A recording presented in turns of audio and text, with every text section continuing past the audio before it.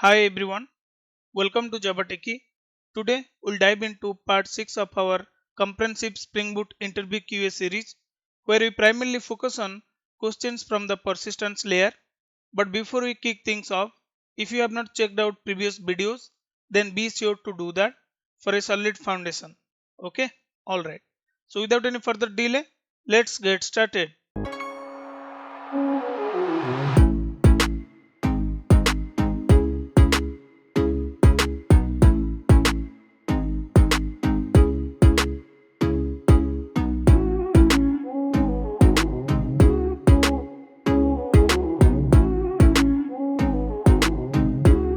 So let's begin with our first question, that is, how does your application interact with the database and which framework are you using as part of your project?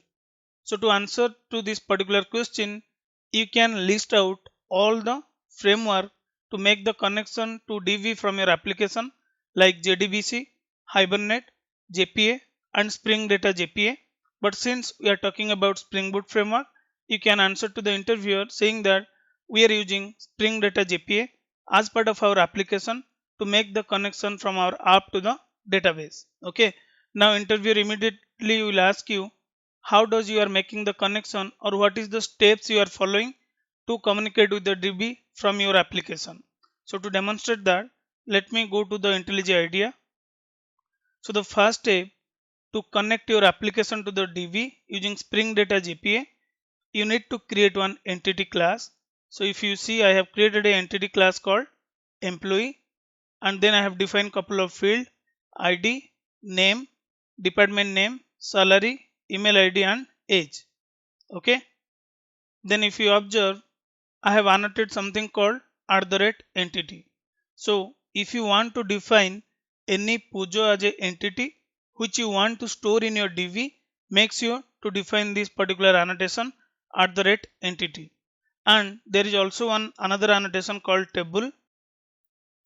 So if you want to create your table with the defined name, or if you want to customize the table name, you can define the table name something like this. Let's say I want to define employee underscore TBL.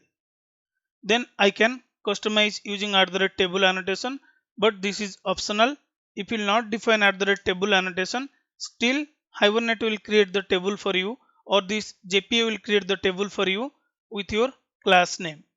Okay. And if you are defining any entity, make sure to define the first attribute or any of the attribute as a primary key. So you must need to define @id, which will be always unique. And also if you want that ID to be auto generated, you can use the generator given by Hibernate or JPA. Okay. So if you will see, there are different generator: sequence generator, identity generator, UUID generator, auto generator. Okay. There are different type of generator. So here I am just using to identity, which will be auto increment. Okay. So these are the key annotation you need to define as part of your entity. Apart from that, if you want to customize your column name in the DB, you can define something like column, and you can define name of your column. Let's say this will be employee name. Okay, or I'll just name it EMP name. Now when this table will be created with the class name employee, this particular column will be created with the EMP name. Okay. So these are the key annotation by which you can define your entity class, and few of them are optional and few of them are mandatory. Fine. So once you define the entity class, then you need to create a repository class. Okay. So first of all, this repository should be one interface. Create a interface with the name what you want, then extend that to the JPA repository. Okay. And if you observe the argument of JPA repository, if you see here, the first argument is type of your entity, and the second argument data type of your primary key. Fine. Now same thing we are just defining here. Just create a repository, extends it from JPA repo, then provide the argument as per the declaration. Fine. Now once you created the entity, once you created the repository, all set to go. Only the last part you need to define application.properties file. Okay. So basically you need to define the data source properties. So if you observe here, there is two segment I have defined. One is the data source properties and another is the JPA specific properties. So you must need to know about this key and value. Using that you can able to connect to your DB. So the first data source property is common always to connect to any DB. It is not that you are using JPA, so you need to follow this. Even if you use the JDBC, you must need to provide these data source properties of your database. Like what is the driver class name? I am using MySQL driver. Then what is the URL? JDBC MySQL localhost 3306. This is what the default port of MySQL and name of your schema. And then what is the username of your DB? What is the password of your DB? Okay, these four properties is mandatory in any of the implementation. Using that you are connecting to your DB. Fine. Apart from that, we also need to define the JPA specific properties, where we are telling to the JPA Spring.jpa show SQL true. It means whatever the query JPA will generate for us, I want to see them in a console. So I am telling him show me the SQL which is true. Then also if you observe here, spring.jpa.hibernate.ddl auto. So this is the important key you need to understand. By default, Hibernate or JPA will create the table for us because of this particular attribute.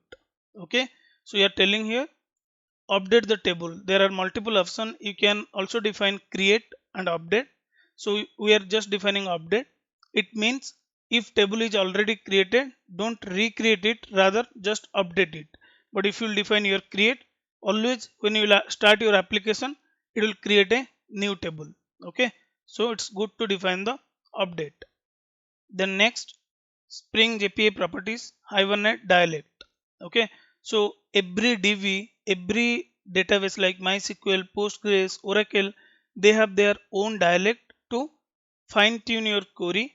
Or in simple word, this particular dialect will helps JPA to generate the query on behalf of you. Okay, I'll show you in a moment how it generate the query in the console. Okay, so this dialect will fine tune your query based on what implementation you are using. So these are the three steps you need to remember to make the connection to the DB from your Spring Boot application using Spring Data JPA. Create the entity, define all the required annotation, create the repository, extends it from JPA repo, defining its argument, then just define the data source specific properties and JPA specific properties either in application.properties file, or you can also define in application.yml file. This is up to you, but it's good to define in YML file because the readability is better in YML. But it's fine, it is completely depends on you.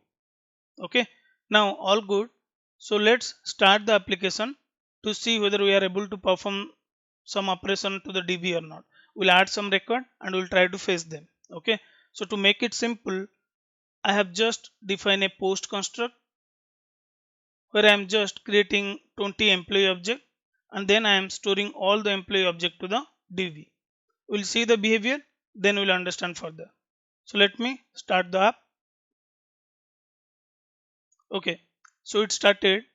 If you observe here, since we are inserting the record in post construct, you can see here we build list of 20 employee, then we store them.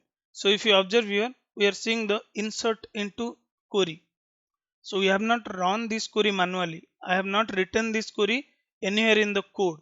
But who is doing this job for me? Spring Data JPA. How he is generating the query for me? Because of this particular properties dialect. Okay. And since we enable the show SQL, we can able to see the query is being generated by the JPA. Can you see here? It also created the table for us. Create table this. Whatever the query it will generate because of the dialect, and if you want to show them in a console, you can enable show SQL true. Now since it triggered the insert query, let me go to the controller and try to get all the records from the DB. So I have defined the controller class employee controller. Now if you observe here, I have the method to fetch all the record from the DB and the URL will be /employees. Just go to the browser, type localhost, or I'll just define 9191/employees. I can see all the 20 records here. Can you see here? I can see all the 20 records. Now if I will verify in the DB, let me refresh it so that I can see the table. This table is automatically created. Now let me type select. Now if I will run this, I can see list of 20 record.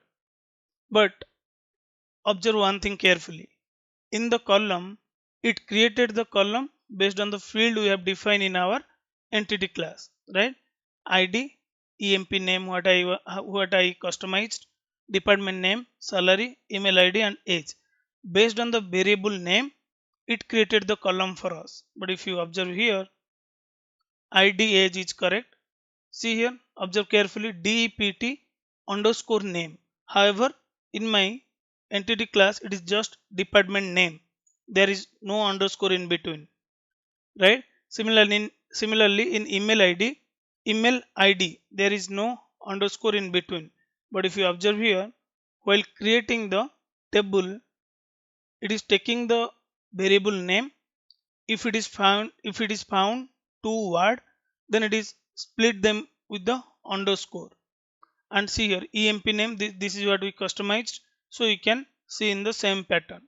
But this department name and email ID, this is what not we defined in the variable. We define the name but not in the way it is generating the column for us. So this is one of the, we cannot consider them as a drawback.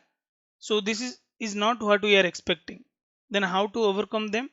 So there is something called physical naming strategy given by JPA. If you don't want JPA to use his own brain for creating the column name and you want him to follow the way you have defined the variable, then you can simply enable that in your properties file, Spring JPA hibernate, naming physical strategy. What you are finding in my entity class, just define in the same way. Don't use your brain and don't add your own column. Okay, so you need to enable this physical strategy. That is what our second question. Why is it important to configure a physical naming strategy? So you know the reason why we want to enable it, because we don't want Spring Data JPA or JPA to customize the column name what I am defining in my variable. Okay, now I'll just delete this table. Now let me rerun our application. So it inserted the record. Now if I'll go to the DB and if I'll refresh this, I can see the employee table. Can you see here? Department name, email ID, employee name. Since I have defined the employee name in capital, now it's coming correctly. Okay, now this is what the expected way to define the column. Fine, all good. Now let's move to the next question. What are the key benefits of using Spring Data JPA? Since we have lot of persistence framework, why Spring Data JPA? What is the benefit of using this Spring Data JPA? Now after understanding how you are making connection from your app to the DB and how you are performing the crowd operation without writing single code, without writing the query by your own, it's dead easy to answer what is the benefit of using Spring Data JPA. So Spring Data JPA simplifies the development of data access layer by providing the repository as a high level abstraction over JPA entity. So we just created the entity here and then we just created the corresponding repository by just defining, hey, this repository will perform all the CRUD operation for this particular entity. That is the reason we are just giving the argument. And this is what the high level abstraction over the entity what we have defined. And everything will be taken care by Spring Data JPA. Okay. And apart from that, it also reduce the boilerplate code by providing built-in create, read, update, delete, CRUD operation. So if you observe here, if I will go to the service, it simply provided lot of CRUD operation to you. See here, if I want to save the record, I no need to write the query insert into table. I can simply use the save method. So let's say if I want to fetch all the method from the DB, all the employee object from the DB, I no need to write select star from that table. Rather, I can do repository dot find all. Okay, it is overloaded method. I will explain in a moment. So you can use the find all and you can get all the list of employee present in your DB. Okay. Similarly, if you want to find a single object of employee by some condition, let's say repository dot find by ID, and you can provide the employee dot get ID. Similarly, if you want to delete something, then repository dot delete, you can delete the complete object. You can delete all the records from the DB. Again, this is overloaded method. You can also delete by ID.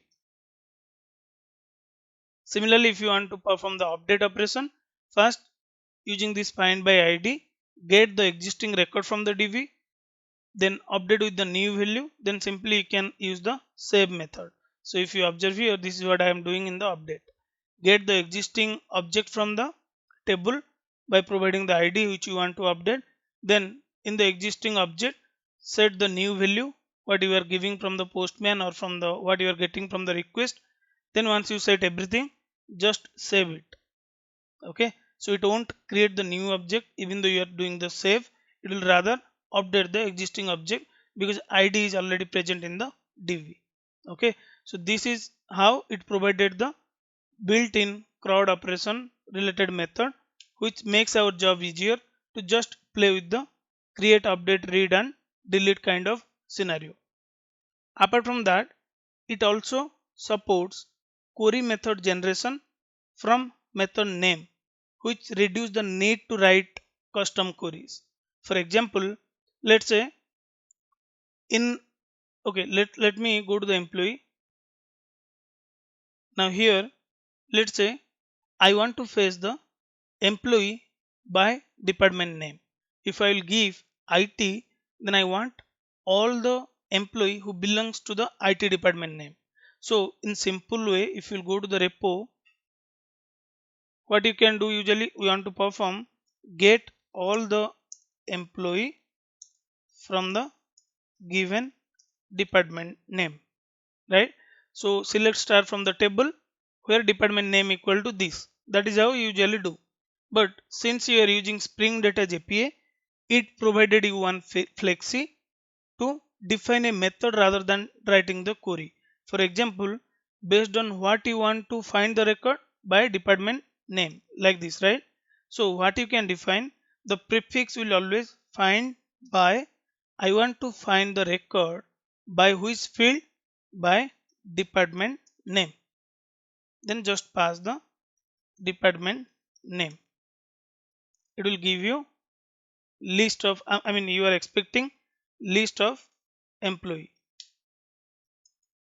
This is how you can define the method who will execute the select star from the table where the department name equal to this. Rather than writing the select query, you can convert that query in the form of method like this. Okay. Similarly, let's take another example. You want to find the employee by salary or by age, or you want to find the employee by salary and age. Then simply rather than writing the query, you can just define find by which field. Find by will be always prefix. You need to define this. Then based on which field you want to filter the record, you can define find by salary.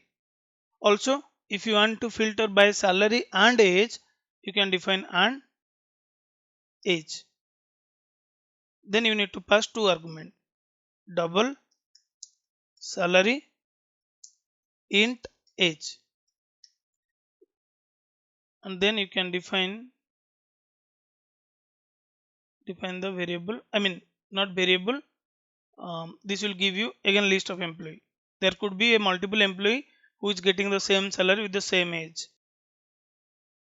This is how this Spring Data JPA generate the query for us in the form of method names, which reducing the need to write our custom queries. Okay, so let me comment this. We'll come to this point again. Now, after explaining these features to the interviewer, he might immediately ask you, hey, Hibernate and JPA also offers similar kind of features. Then why did you choose to use Spring Data JPA over Hibernate and JPA? So to answer this question, you should be familiar with the key difference between Hibernate JPA and Spring Data JPA. So let me simplify this for you. So we have three framework. That is what we are trying to find out the difference for now. Let's say we have Hibernate, then we have JPA, and we have Spring Data JPA. Okay, we have Hibernate, JPA, and Spring Data JPA. So first of all, this JPA is nothing a ORM tool, object relational mapping for Java, and also this Hibernate directly help you to do the mapping from your object to the table and vice versa. So this table mapping will be done by Hibernate. And apart from that, Hibernate also offers you couple of features like caching and transaction. So these are the main difference or main key component of Hibernate. It is a object relational mapping tool for Java, and it helps to map your table to the Java class directly, and it offers caching and transaction. Now, what is JPA then? If Hibernate is offering these things, then what is JPA? So simple thing, JPA is nothing, it is only a specification who offers couple of API, standard API and methods, who does not contains any implementation. So in simple word, in Java world, if you understand, JPA you can consider as a interface, where this Hibernate you can consider as a IMPL. Okay, so JPA is a specification who offers couple of API and methods which is implemented by this particular Hibernate ORM tool. Because JPA does not have its own implementation, ORM tool like Hibernate implement the JPA specification. Okay, so that is the reason whatever the method is available in JPA, you are able to find them in a Hibernate. Now what is Spring Data JPA? Spring Data JPA is nothing, it is just another layer of abstraction on top of JPA framework. Okay, this is just another layer of abstraction on top of JPA, who again offers couple of utilities methods. Using that you can able to perform the CRUD, which is inbuilt method, and you are performing few more additional things like defining the method in the form of query and lot of stuffs. Okay, so in simple word, if you say Hibernate is just a ORM tool, JPA is a specification, Hibernate implement to the JPA specification, and Spring Data JPA is just an abstraction of JPA module or JPA specification. Okay, so this is what the key difference between these two framework, Hibernate JPA and Spring Data JPA. Fine. Now let's move to the next question, that is, how can you connect multiple database or data source in a single application? So this is one of the common interview question. If you are saying, okay, I'm working on the Spring Data JPA, how can you connect multiple data source in a single Spring Boot app? So simple thing, right? Interviewer can ask you, hey, I have two table, order table and payment table. Now I want to store all the order information in MySQL DB and all the payment information in Oracle DB. This is what the architecture we have, and we want to segregate two different data source in a same application to store some different table data. Then how you can do that using Spring Data JPA? First of all, is it possible using Spring Data JPA? Yes, we can do that. Then next, how you will do that? That is again very simple steps. So if you understand how to connect your application to the DB using Spring Data JPA, then this is dead easy for you. Let me simplify this for you. Let's go to the whiteboard so that I can show you the easy approach. Okay, so simple thing, what we perform when we are trying to connect to the Spring Data JPA, what we does, we simply first created the entity, right? We created the entity. Once we created the entity, then we created the repository. Once we created the repository, then we have specified the data source. Fine. Then this will interact to our DB.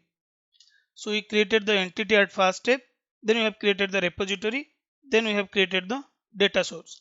Then what happened behind the scene, since this is the abstraction for us, what it does, this particular Spring Data JPA at the end it is using the JPA specification, right?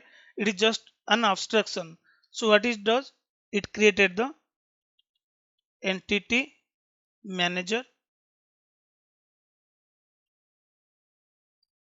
it provided data source to entity manager, then also it created a transaction manager. Fine. Since we created a single entity, it created the we created the repository, then data source, then we have provided the, and behind the scene it created the entity manager and transaction manager. Fine. Now if you want to create another entity and if you want to store it in a different DB, let's say this is MySQL. Okay, this is MySQL DB and you want to perform the same thing for different DB, then what you need to do, simple thing, you also need to create first one entity, then repo, then again you need to create a data source, then it will connect to a DB, let's say Oracle. Fine. Now you have created entity, repository, data source and Oracle, and behind the scene what it will does, it will create entity manager, then it will create also a transaction manager like this, right? So since we want to keep two different data source, Oracle data source and MySQL data source in a single DB or in a single application, so you need to define two different data source. First step, you need to define two different data source.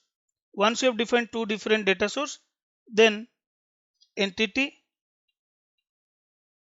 and repository you need to define for each and every entity. You need to define entity and its corresponding repository. Now the third step, since you have the different data source and you have different entity manager and transaction manager, for each entity you need to customize them. You need to define two different entity manager, one for MySQL, one for Oracle. So you need to define entity manager. Fine. Then fourth step, you need to define also transaction manager. So each and every configuration you need to define explicitly because you are playing with two different database in a single application. Okay, if it is a MySQL application, if this is a MySQL, this is MySQL, I might not need to define these multiple entity manager, but since we are playing with different DB, you need to define the different entity manager and transaction manager, because behind the scene JPA does this for you. Okay, so since you want to customize, you need to override your own entity manager and transaction manager. But this is the simple example. I don't have multiple database with me, so what I will do, I'll create two different MySQL instance or two different MySQL data source, not data source, two different MySQL schema. Let's say Java Techie 1, Java Techie 2. So I will create two different entity, let's say order and payment, So I want order to store in this particular schema, payment to store in this particular schema. Okay, this is what I want to perform. So if you have enough space on your machine, you can play with MySQL here, you can play with Oracle here. Whatever the approach I will explain now, you can achieve using different DB as well. Okay, since I don't have space, I am playing with the different schema in the same database. So the approach is same, and we understand what we need to perform. Fine. So we just need to perform these steps. We need to create different data source, different entity and repo, and we need to customize the configuration of entity manager and transaction manager for each and every data source or each and every entity what we are defining. Okay, simple step. Let me walk you through the code. You will understand it easily. So if you observe here, I have created a separate project, multiple data source. So now if I'll open this, observe carefully, whatever I have explained in the whiteboard, we do configure in the same way. So first, let's see the two different entity first. Okay, I have one department entity and I have one employee entity. This is the department. I have something ID. Let me zoom this for you. You know how to define entity, right? I have already explained that. I have the ID, name and HOD. ID is the primary key here. Fine. Now I have also employee, I mean same employee object. I have just moved it to different project entity and its primary key. Now I have the corresponding repository. I have repository specific to the department object. You know, in the JPA repo, you must need to provide the type of your entity, right? And data type of your entity. Similarly for employee, I have defined the employee repository. You can see here, right? Now we are good with the first two steps. What is the next step? Repository is done, entity is done. Now you just need to define two different data source. If you observe here, I have defined two different data source. One for employee. I mean, I have just customized the key, right? Spring data source driver class name, Spring data source URL. But to just define this particular data source for employee entity, this particular data source for department entity, I have just added this prefix. It is not mandatory. You can keep department here. You can also keep here. I mean, you can design the key based on your way. Fine. Now if you observe here, this particular employee will be stored in the Java Techie DS1. This is the one schema. And this particular department will store in the Java Techie DS2. If you have MySQL, you can define the MySQL here and you can define Oracle here. Or if you can define Postgres if you have multiple DB. Okay. And these are the common properties for JPA. Fine. What do you understand? We need to create different entity, we need to create different repo, and we need to segregate the data source properties. Now this data source properties, we need to give it to the entity manager. Then that entity manager, we need to give it to transaction manager. So now how can I tell to entity manager, for employee related operation, take this data source. For department related operation, take this data source. So you need to define the configuration. So if you go to the config, I have employee data source config. You can see here, let me zoom this for you. So if you observe here, we are loading the data source properties with the prefix Spring data source employee. Once we load this data source properties from application.properties file, we are building the data source object by taking those properties, this one employee properties. Okay, so this is what the bin name. So this is where you are loading your properties from application.properties file, and this is what we are building the data source. Once you build the data source, you need to give that data source to the entity manager. Okay, and this is the hibernate property specific to that entity, and here we are telling to the entity manager, hey, you please deal with the employee related stuff. That is the reason I have given you the employee properties or employee data source. So you deal with the employee related stuff. Okay, similarly, and we are creating the transaction manager and we are giving the entity manager to the transaction manager. Okay, so the hierarchy is pretty clear. You have the entity, you have the repo, you have the data source, you have the entity manager, you have the transaction manager. Fine. Similar way, you need to also do configuration for department. Again, we load the data source specific to the department. This is what the prefix I have defined. Then I am building the data source here by loading this properties file. Then I am telling to the entity manager, hey, you play with the department because I am giving you the department data source. Okay. So if you have multiple entity, you need to design in such a way. So for example, you have department and some payment in a same group. You want to keep them in a same DV. Then you can define the packages here. These packages, if you observe, this is bar arcs, right? You can define multiple entity inside a single data source. Okay. So you can define something like, I don't have that entity, but let's say you want to keep multiple entity in a single DV. Let's say some payment. You can also do that. Let me remove this for now. Fine, then we are giving it to the transaction manager. But we have defined two different configuration, data source, entity manager and transaction manager. But if you observe in employee data source, in all the bin we have defined @primary. This is the main question from the interviewer. I mean, when you will explain about this kind of configuration, he will immediately ask you, hey, why you are defining primary in one of the configuration, why not in the department data source config? So it's simple thing. When we have multiple data source in our application, Spring Boot, what it needs, it need to know which one to use as the default data source. By marking one of the data source with @primary annotation, we are telling to the Spring Boot, hey, if you don't find anything, consider this particular config, this particular data source, entity manager and transaction manager as a default for my application. Okay. If you have a single data source, nothing to configure because we already understand, right? Since we have the single data source, we no need to configure anything.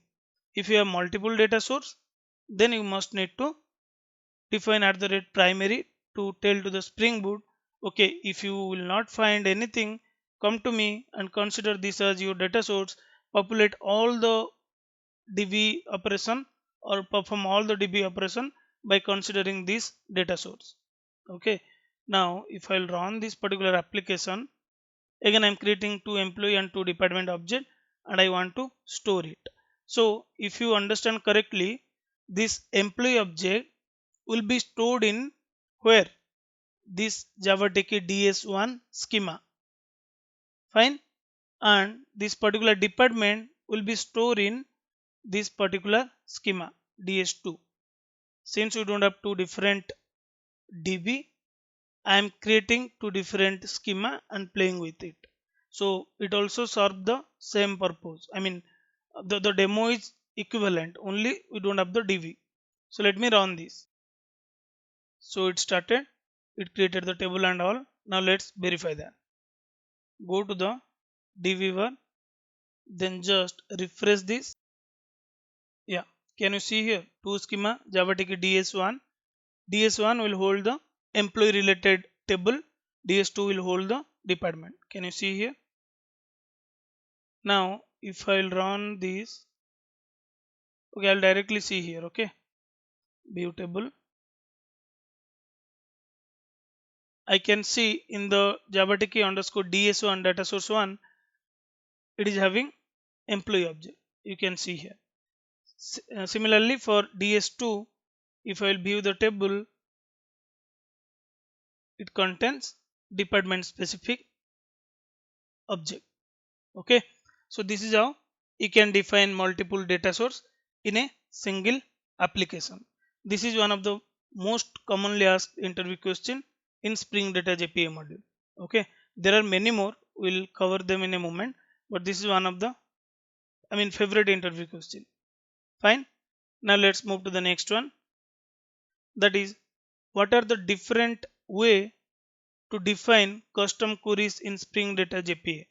Okay, how many way you can trigger your query in Spring Data JPA? Again, that is something we need to understand. So let me show you that. First let me stop this multi data source project. Let's go to the service and let's open the repository. So let's understand something.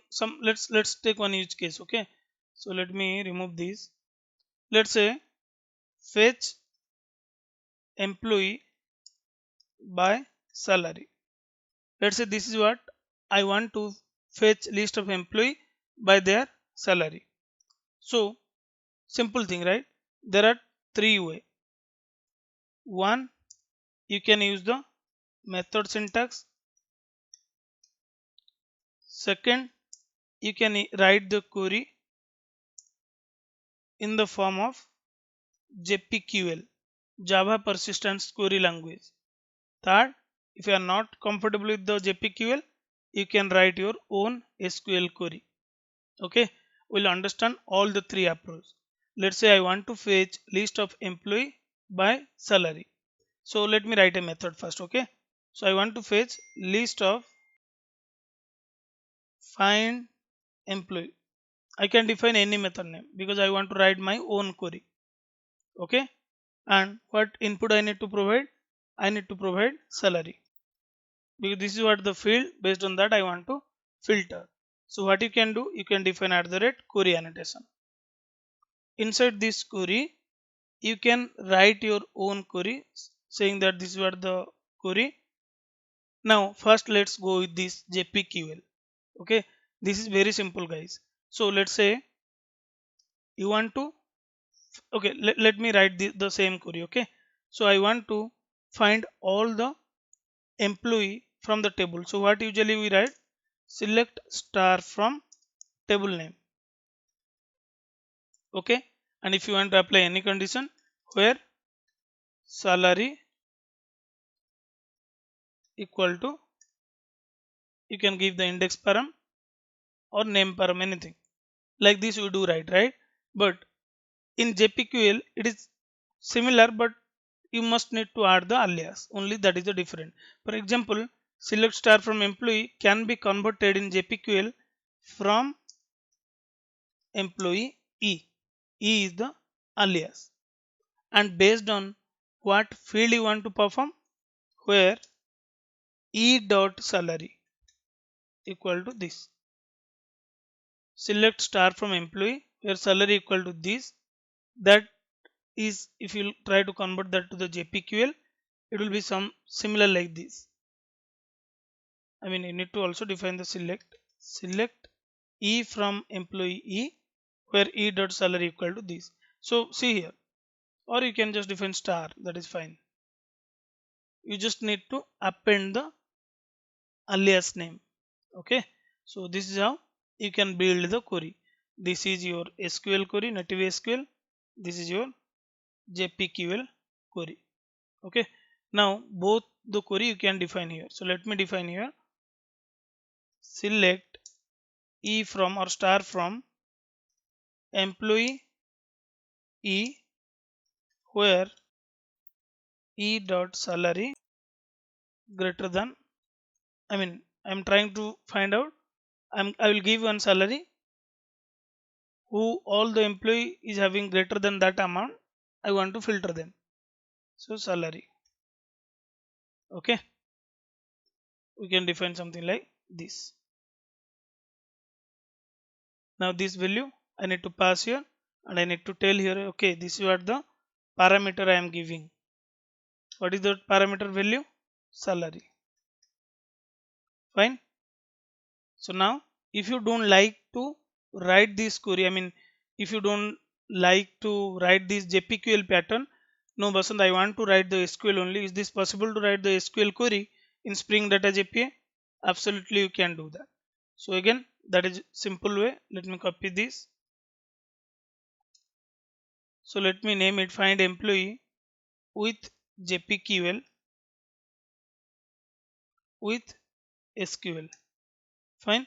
So just remove this. The query is straightforward, right? Select star from employee where salary, fine, greater than the first index, and you need to tell to the Spring Data JPA, hey, the query what I have written is not JPQL. This is what I am defining is the native query, okay, which is native SQL, and you don't need param as well because you are giving the index. Okay, so you can define select star from employee where salary greater than question mark 1. That is what the first parameter. Fine, this is how you can define. Now if you don't want to write the query, you don't want to write this query by your own, rather you understand, right? JPA, Spring Data JPA offers you to define the method based on the field which will generate the query behind the scene. For example, if I want to write the same query, I can write find by which field salary, fine, and greater than the value because we are just adding one condition. Find by salary will give me the list of employee object what salary I will give, but I also want to find out, give me list of employee whose salary greater than the giving number. So you can simply define find by salary greater than the number I am giving, that is double salary. Remember one thing, if you are writing custom query, you can define any name as your method, that will fine, it will work because it will execute your query. But if you are defining only like this, you need to write in proper way, find by salary which is greater than the number I am giving. So if you change something in the syntax, it won't work. Okay, now quickly test this, whatever we have defined whether it is working or not. Go to the service, I already defined a method. Let me just call here, what is that, repo dot find by salary greater than the input I am giving. Fine. Now also, since we have defined other two, let me call them. So I'll directly log those input. Okay, log.info. I'll just call that method, right? Repository find employee with JPQL, give the salary. Now I have another method, right? I can define result with native SQL. Now I have also defined the controller for this, method in the controller class. Go to the employee controller. Let me zoom this for you. I have something called filter by salary. Okay, and I'm giving the salary as a request param. So now let's see whether the three way we have defined the query to just get list of employee greater than the given salary amount, whether it is working or not. So let me restart it. So it started. Let me clear the console and then I'll go to the browser and I'll simply hit employees slash filter by salary. Let's say we'll take this. Okay, we'll get all the employee whose salary is greater than 55,000, and that is salary equal to 55,000. Can you see here? We got result. How many record? 1, 2, 3, 4, 5, 6, 7, 8, 9. All are getting more than 55,000. Now if you'll see here in the console, result with JPQL. These are the records, 9 records, and same for using SQL. You can see here, right? Same using SQL. And the way we have defined the method, this one, for that Spring Data JPA, because of the dialect, it generates the query this select star from employee where salary equal to this. No, not this one. This is what we have defined for native SQL. This is what is generated for the method we have defined. It behind the scene it used the JPQL only. See here the alias name for each field. Okay, these are the way you can play with the query from your application to the DB, and you can perform multiple DB operation. This looks cool, right? So we are rather than writing a complex query, we are just simplifying it by defining just a method. Fine. Now, what interviewer can expect from you, he can expect some complex syntax like you can perform some clause, group by, order by, or any pattern matching scenario, or any aggregate function, something he can expect from you. For example, interview can ask you, hey, can you find a list of employee whose age in between 30 to 35, not lakh. Okay, ignore this lakh suffix. Just give me list of employee whose age is in between 30 to 35. We can use the between clause, right? Or find average salary of employee in an organization. We can we can perform this aggregate using AVG, average, right? How we can do that? I mean, some things is straightforward in JPA, something is not. So what you can do? How you can find out list of employee whose age is in between 30 to 35? Simple thing. So what you can do? You can write a method, okay? Find by which field age, okay? And what is the range you want to specify? Between, give the int mean age, int max age. It will give you list of employee. See, this is the not that much complex, but still you need to define the between clause, right? But I have just defined in a few character. Find by age based on what field you want to filter and what is the operation you want to perform. I want to check the range between min and max. Fine. Now let me call this. So I will go to the service. I'll just do here. I have defined the service method repository dot find by age between min age and max age. Fine. Now we'll call this, but before that, let's perform this as well. Find average salary of employee in an organization. Okay. Find out average salary of employees in an organization. So again, this is also simple. What I can do, I can simply write find by salary AVG, or I can define something like, let it be, I'll just add a comment. You can define something like, I want to find average salary,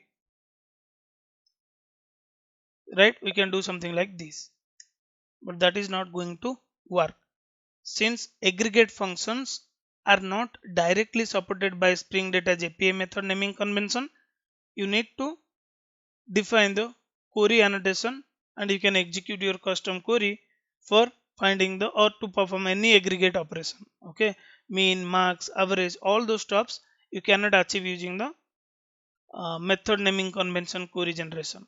So what you can do, you can write a method, let's say we'll give you the optional, or I'll just return the double. Okay, double get average salary.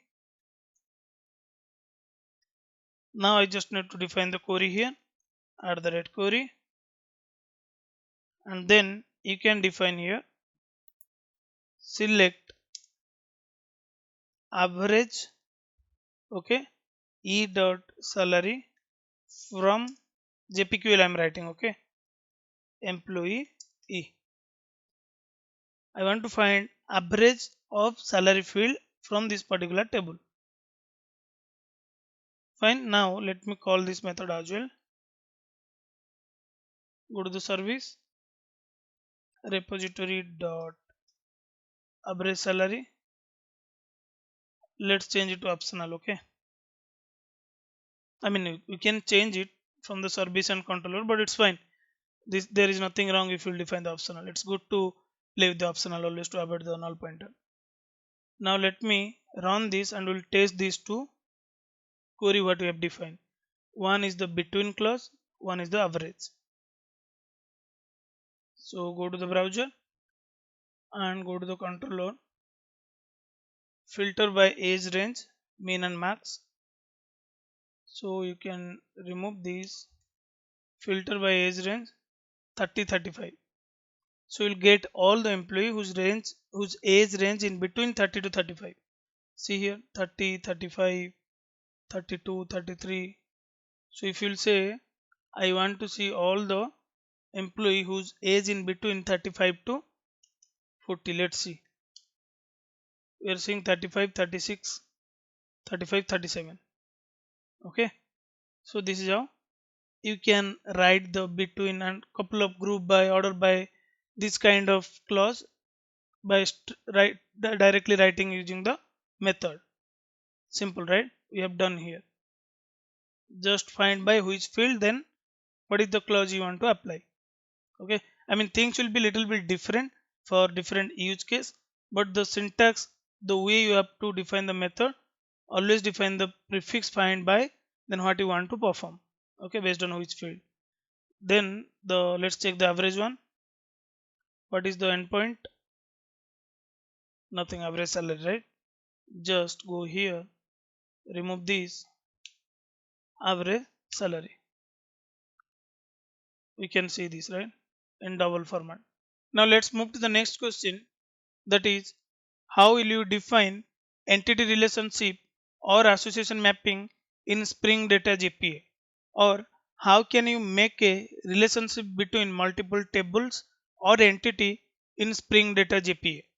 Okay, so just keep a note, this particular approach is not recommended if you are using microservice architecture. In microservice, we do have a design pattern called database per service. Each service point to their own database. So it's not a good practice to keep a association mapping or entity mapping in microservice architecture.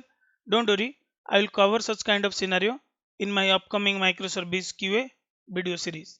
Okay, but let's focus now on this particular use case. But interviewer might not ask you these kind of theoretical question. Rather, what he will ask, he will give you an use case. For now, consider an e-com application where each customer can have multiple orders. How you will design this entity, or how you will approach designing for this kind of use case. Okay, so simple thing, if I will just explain this, what we have, simple thing, right? One customer, let's say this is customer one customer can purchase multiple product, correct? P1, P2, P3, P4, all can be purchased by a single customer. So customer is one and products are many. So you need to understand, okay, one customer can purchase many products. So the mapping you can design between these two entity, customer and product or order, one to many. Okay. For example, let's say how this mapping will happen. Simple thing. For example, let's say this customer having some field called in the table ID, name, age. Let's consider this. Okay. ID 1, 2, X, Y, 15, 21. Now in order table, let's say this is order, and in order table it contains some field, let's say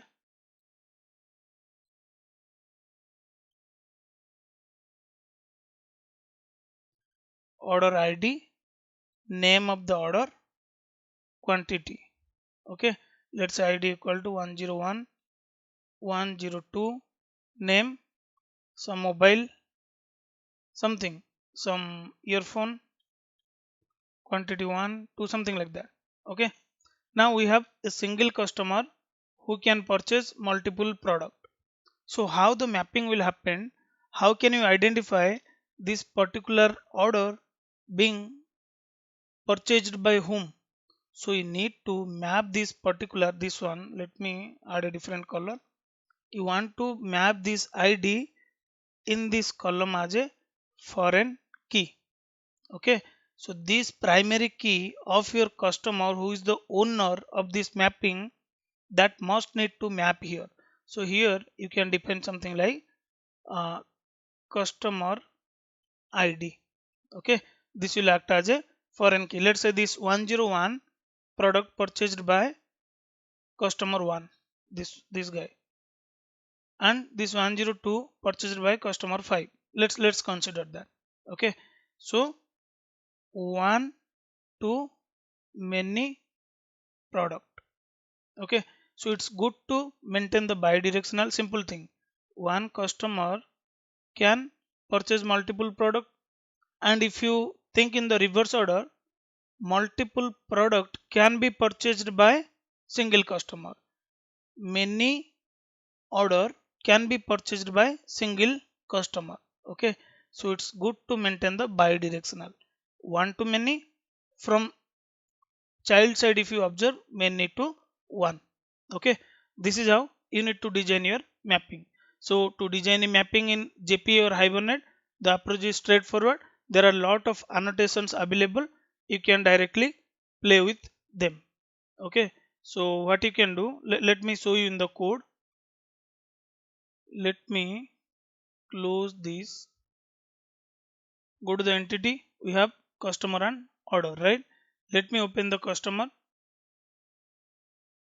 then open the order. So everything you need to play with these two entity with some sort of annotation based on what kind of association mapping you are going to perform. Okay, so this is the customer. I have field called ID, name, email, and if you observe, this single customer can purchased multiple orders. So this is the reason I have kept list of order. Okay, you can even use the set of order, and I have defined orders. Now the important thing to notice here, the annotation. One customer can purchase multiple orders. Okay, so that is the reason I have defined at the rate one to many, and then I have defined mapped by customer. So in this relationship, customer and order, who is the owner? Customer is the owner. So this mapped by indicate the field in the child entity that who owns the relationship. So one customer can purchase multiple order or product. So who is the owner here? Who is doing the action? Customer. So I have defined customer as a mapped by to this order entity. And I have also defined cascade type all. It means when I am doing any operation along with the parent, please play with my child as well. If I want to save the customer, all the child order associated to this particular parent customer, save them. All the operation of DB do perform when I am playing with the parent. Okay, so that is the reason I have defined the cascade all, cascade type all. Now this is one way of mapping one to many from customer to order. Now if you go to the order, in order also I have filled ID, name, quantity, price, and see here this is bidirectional, right? Many order can be purchased by a single customer. That is the reason I have done here many to one, and I am defining the join column as a customer ID, which will be there in the order table. So once I will show you the table structure, you will understand. Okay, so one customer can purchase multiple order. So one to many, multiple order can be purchased by a single customer, that is many to one. So we are performing here bidirectional to avoid any kind of data inconsistency. Fine. Now to verify that, what I can do, so let me, okay, it's already started. I mean this we already started. Now let me open the Postman. So if you will check in the controller class, again for customer and order I have created separate repo. You can see here, since I have two different entity, I must need to define two different repo. Now if you'll see this order fulfillment controller, if I'll zoom this for you, in the add order, create order, what I'm doing here, see this mapping. I'm taking the order request and I'm getting the customer object. Okay, I will save the customer along with list of order. That is what we have designed here, right? To while store the customer object, I need to provide the list of order. And in reverse, what we have done, we are setting the customer who purchased that order. Okay, so if you see here, I get the customer object, then in customer object I am getting the orders and I am setting the customer object. This is for many to one. One to many will work because that is how we have designed our payload. Okay, simple thing, don't be confused. Now let's go to the postman. I have the request. Don't give this name, people will scold me. So John Smith. John Smith. So how many object? 3, 4. Okay. Now let me send the request. So we got the response. Okay, you'll get the nested response because you have customer inside that list of order and each order associated to a single customer. Can you see here? Like this. Now the customer ID is generated 1. So what I'll do, I will add some few more record. Let's say this guy is, whose name is some random number I'm giving. Okay,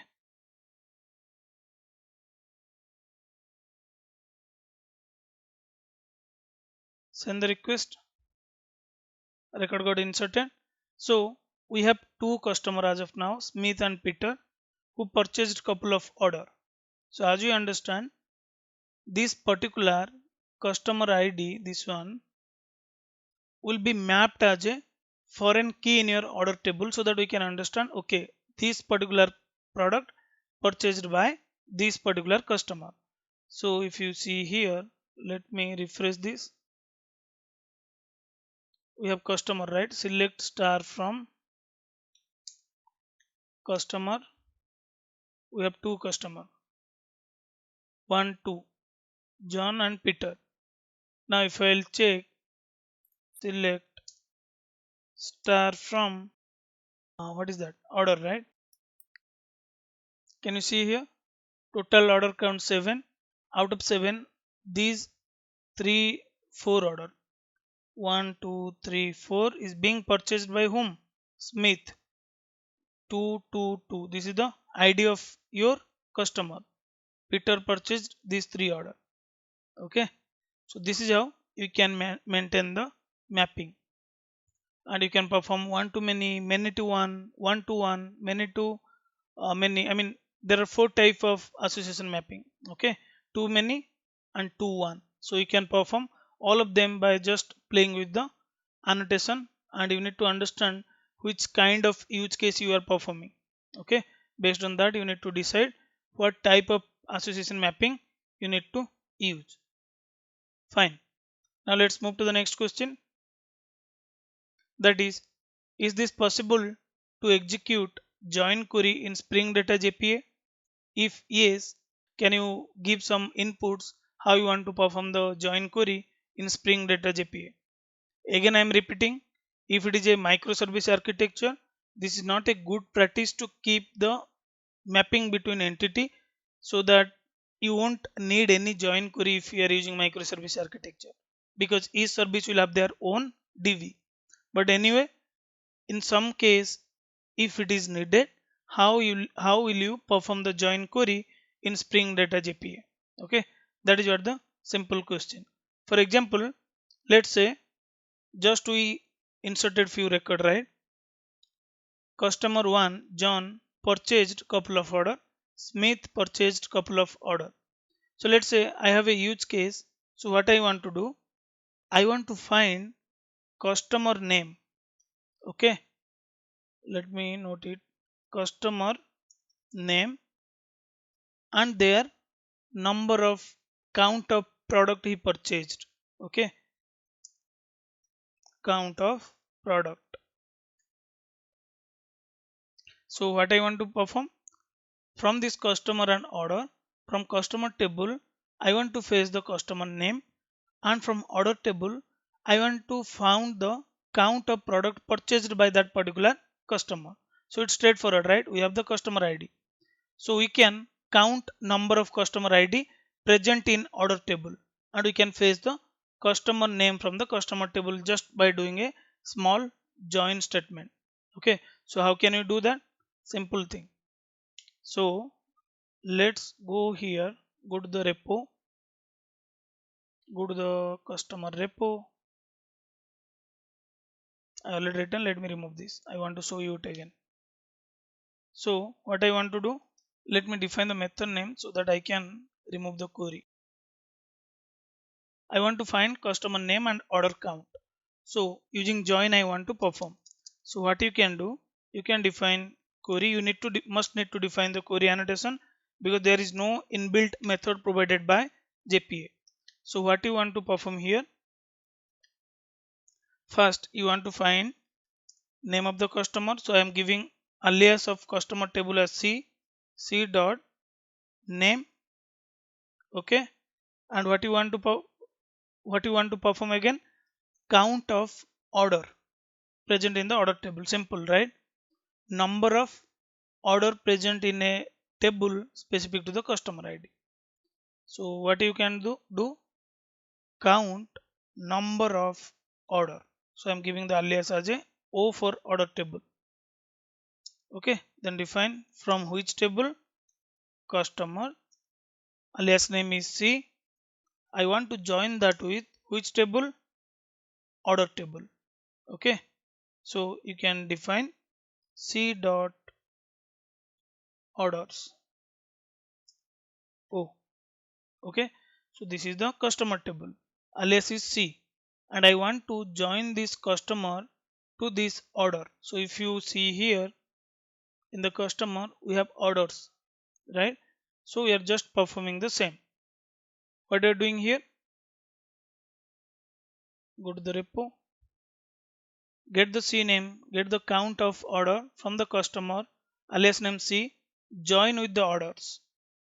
Okay, and once you do that, then just do group by ID. Simple thing. If you will do, for example, if you will do group by ID, so if you will do group by customer ID, one will be key and value will be these order object. Correct? If you will do group by two, this will be key and this will be your order, not this one, this one, this one, and this one. Okay. So we are just doing the group by using this particular ID. So if you see here, c.id I have given, which is customer ID. Fine. Now what it will return, object array. So let's see this, then we'll try to understand further. So go to the service, I will call repo, customer repo. Fine. Now let me run this, but before that what I will do, go to the main class, I'll just comment this, otherwise every time I will run it will simply keep adding 20 record to the DB. So let's stop it for now. So all good, we have defined the query here and we are calling that particular method from the service, and I have defined the controller for this one, order count. So let's run it. So we are seeing some error. What is that? Find customer order count response. We have defined this. Yeah, it is there. So what happened, if you are not defining the @query annotation, Spring Data JPA internally assuming okay, you are doing to you are performing some find by operation with these are the field. He will try to generate the query for you. So he will simply cry that moment. Just comment it for now. Rerun it. So it started. Yeah. Now what we'll do? Let me clear this for now. So we'll go to the controller and we'll simply hit this endpoint. Ecom. Go to the browser. Create a duplicate tab. This will be ecom slash order count. Can you see here? Smith purchased 4 order and Peter purchased 3 order. We can find the name and count of their orders. Okay, and if you observe here, we are representing the response in the form of object array. Okay, that is fine, you can do that. But if you have multiple field as part of response, let's say name, count and total price purchased by this particular user or some more field, then it's good to create a response where you can map those value. And again, that is little bit tricky in Spring Data JPA to get the object array and map it to response directly. So simple thing what you can do, if you want to map multiple response generating from your repo to a object, what you can do, go here. So let me comment out this particular method. If you observe here, I have created a DTO class where I want to map the name of the customer, total number of order and total price he spent to this many order count, how many amount he have purchased for this number of order. So for that what you can do, go to the repo. First let me modify the query. I will copy this. So what you want to find? Select CNAME, count and what else? We want to find the sum of total amount he purchased. Okay. So sum of O dot price. Fine. From this customer and same join statement group by customer ID. But I don't want to return the object array. Rather, whatever the field I have defined, CNAME, count, price, everything what I have defined here, same field I have defined in my DTO. So I want those field to map to particular DTO. So what I can do, simply you can define the constructor here. Let's say select map all the value to this particular class. What is the class name? Customer order DTO. Just map to this constructor. Fine.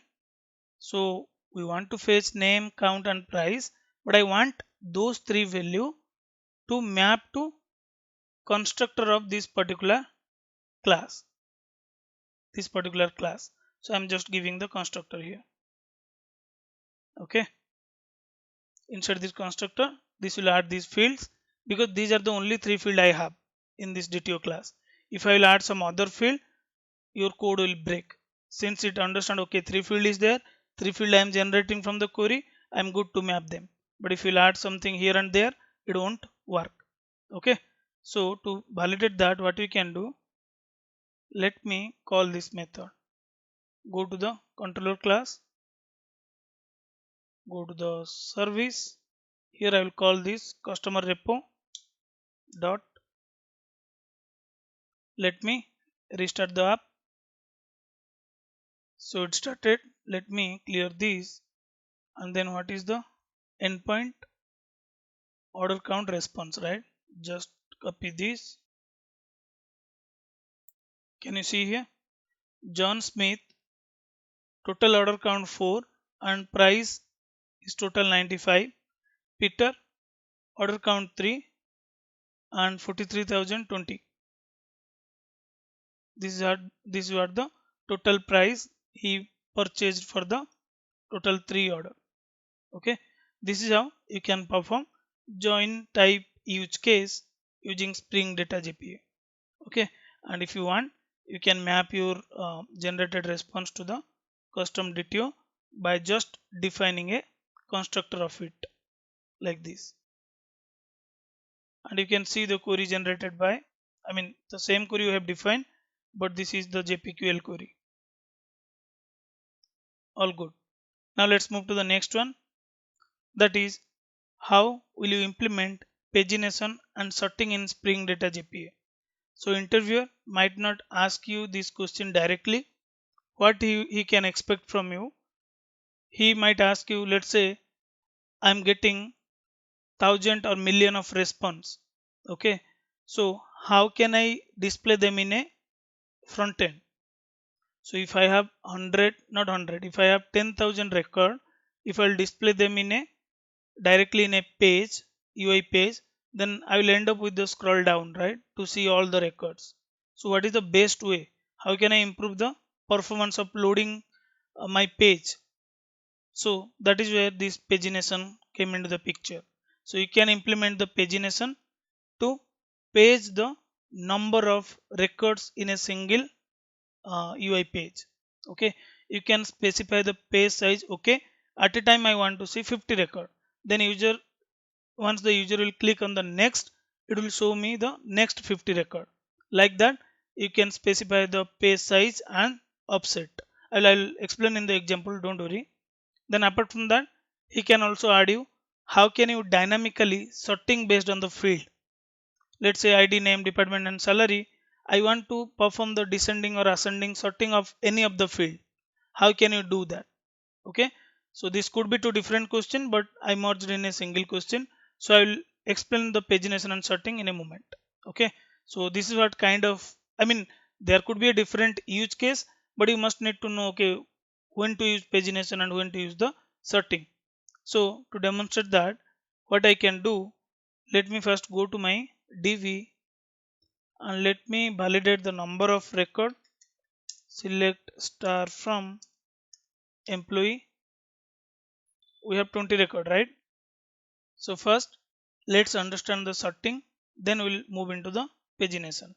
So let's say I want to sort based on department name or age. Any field I can do dynamic. So for that, what you can do, you can go to the, let me clear everything. I mean close everything. Go to the service class, employee service. Yeah. Now here, this is the method I have written. Okay. So let me zoom this for you. So what I have written here, find employee with sorting. I mean, this is the service method. You can define any name. And based on any field, I want to perform the sorting. So first, I need to load all the employees from the DV. Then only I can apply the sorting, right? Because I'm not talking about the pagination at this moment. I'm talking about the sorting. To perform a sorting, I need to load all the record from the DV. How can I load it? Simple thing, repo dot find all. It will give me all the record. Can you see here there is one overloaded method with the argument sort. Just use that. Find all and you can define sort. Okay. And sort by which field? This is up to you. Okay. Sort by which field, you can define the field name. But also you can specify which type of sorting you want to perform. Whether sort, okay, dot direction dot ascending or descending. Let's say I'm keeping ascending. Okay, you can define based on what field you want to sort dynamically, and also you can define type of sorting, whether it is ascending or descending. See here we have only two, either ascending or descending. Fine. So we'll test one by one. Now let's implement the pagination as well. Okay, so simple thing. Now in the pagination, how many record you want to see at a time, that you can define as part of page size. For example, let's say I have total 1000 record. Okay, so if I'll define page size as 100, every time I will see the 100 record. So what is the offset now? In offset, you can define which page you want to look. 0, 1, 2, 3, 4, like that. So if I'll set, I want to see, this is constant, page size is constant. I want to see 100 record at a time. So if you'll give offset 0 and 100, you'll find the record from 1 to 100. Now if you'll say I want to set the offset as a 1, then you will see 101 to 200. If you'll set 2, 201 to 300, like that. Okay, so page size will indicate the number of record or row you want to see, and offset indicate the page count, current page or next page, like that. Okay, so how we can achieve that? Again, to perform the pagination, first you need to load all the record dot find all. Then you can see the argument called pageable, right? So you can do page request dot of int page number and page size. Page number is nothing, better let me change it to the page number. Okay, that makes sense. You can give this is the page number and this is the page size. Okay, so let's take the same example. Since I have only 20 record, so if I'll set page size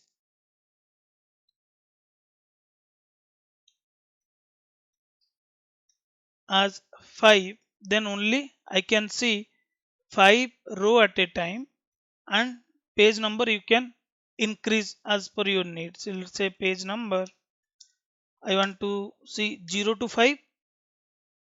Total page size count is 5 constant. I want to see from the 0 page number. So you will find record from 0 to 5.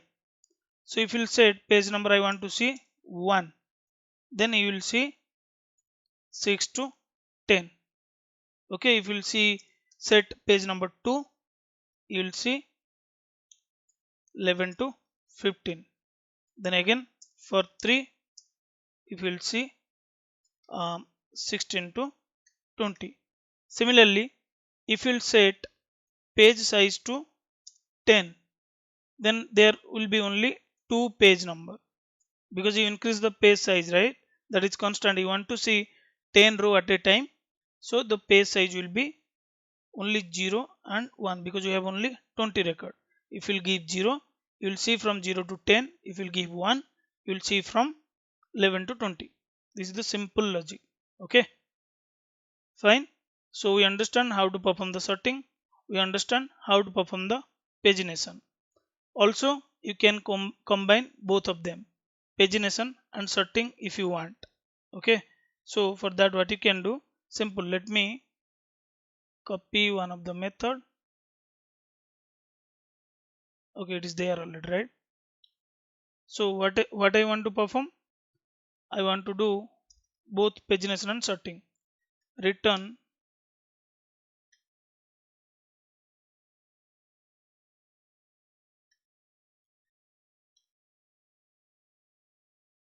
so simple. Here we have written repository dot find all. Okay, so you can see here the overloaded method. You can do the sort, pageable, and both of them together. Okay, so what I want to perform here, first I want to page, then I want to sort. So let me page request of, change it to page number and page size.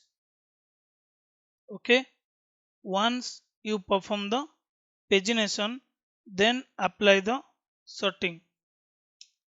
What is the sorting type you want to perform, ascending, descending, or default? So let it be default for now. Sort by field, that is the dynamic. Okay, we are good, right? So first we implement the pagination, then with that response we are sorting it. Okay, all good. So you understand how to perform the sorting, how to perform the pagination, then we understand how we can combine both of them, pagination and sorting. Now let's see it in action. Let me restart the app. So it started. Let me clear this. Then what we'll do, first let's try with this sorting. Okay, go here, go to the controller class. We have the method called sort based on the field. So same field you need to define which is there in your table, column, or entity. So what you can do, go here, employees, I want to sort based on what field. So let's go here, based on the field. So if you'll see here, let's say I want to sort based on the department name.